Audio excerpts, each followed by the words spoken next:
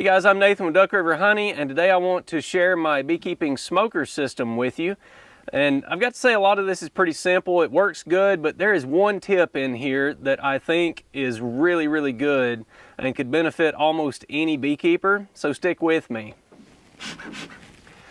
So obviously a fire needs three things. You need fuel, you need heat, and you need oxygen. I don't have to worry about oxygen, but the fuel that I use is actually pine needles. And the first part of my system is probably going to be this 5-gallon bucket with a gamma lid. And I bought this lid and put it on here because that thing seals tight, but it spins off. It's really simple. It does have a gasket in here to keep that dry. So you can leave that in the back of an open pickup and it will keep water or rain out of your fuel. Now, where do I get my pine needles from? Well, I get them from this metal trash can. I rake them out from under the pine trees in my yard. I actually need to do that today because in the fall of the year, my pines change over their needles, and there is just a carpet of pine needles at this time of year under those trees.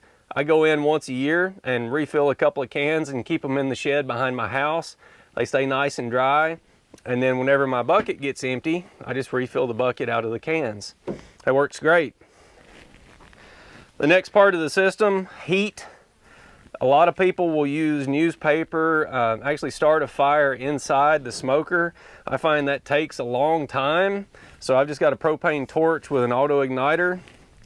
These things are stainless steel, has a melting temperature of 2,500 degrees or so. So just direct that flame at the bottom third.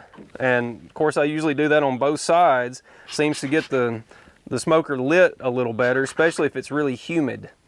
And I know people have been doing this same method for years and years with no ill effects to the smoker, so I think it's pretty safe to do that. It works great. It is way simpler and way easier than using matches or lighters or anything like that. The biggest pain point for me with smokers, besides keeping them lit when they want to go out, is what you do with them when you're just doing a few quick hive inspections or feeding and you get the thing lit and you need it, but you just do a few hives and then you're done. You've got this hot smoker that's going to burn for an hour or two before it goes out. So do you just dump the fuel out on the ground and let it burn? If you're in a drought with dried grass and stuff, that can be a safety concern.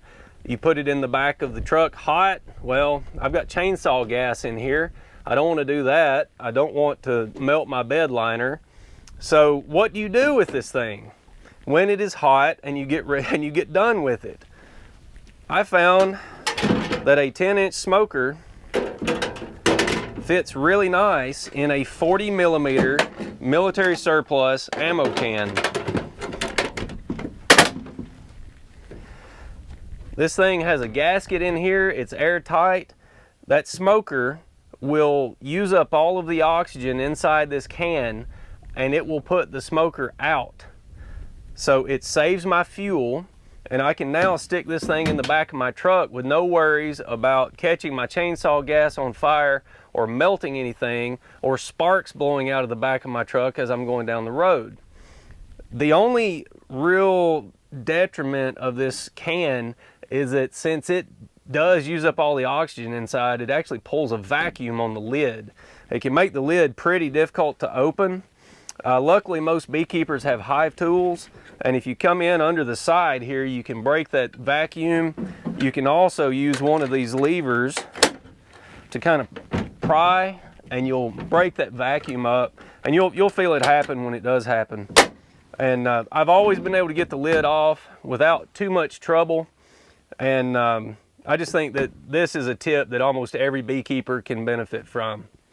Guys, I appreciate you watching. If you find the video helpful, give me a like, subscribe to my channel. I'll see you on the next one.